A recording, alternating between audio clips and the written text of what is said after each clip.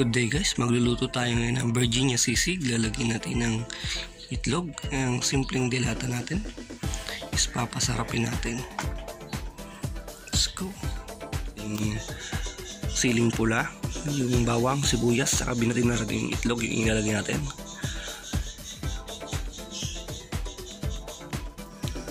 So yan guys, nagpainit tayo ng kawali. Lagyan natin ng mantika.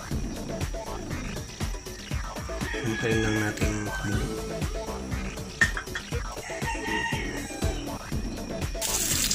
So guys, pag kumulo na yan, isahin lang natin yung sibuyas, bawang, saka yung siling pula natin.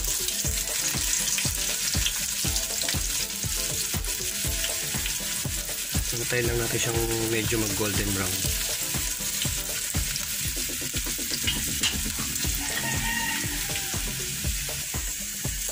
Pag yan medyo golden brown na yan, pwede natin ilaglag yung ating sisig.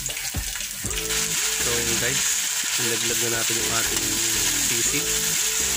Medyo isayin lang natin siya ng konti bago natin lagyan ng itlog.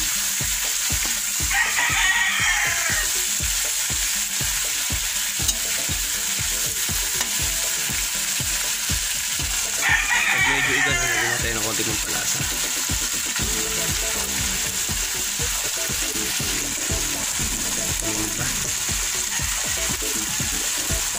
Mas marami, mas masarap.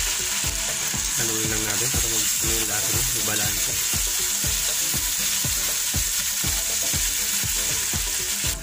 So inulog na rin natin yung itlog. So hintayin na natin na medyo ito, tapos halu-haluin lang natin hanggang sa matuyo.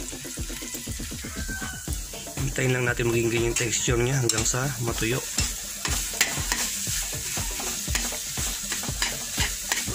Pag tuyo siya, pwede nyo siyang hanguin.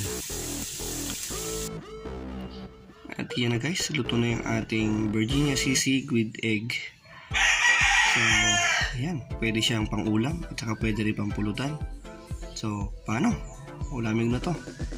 Salamat sa panonood. Thank you!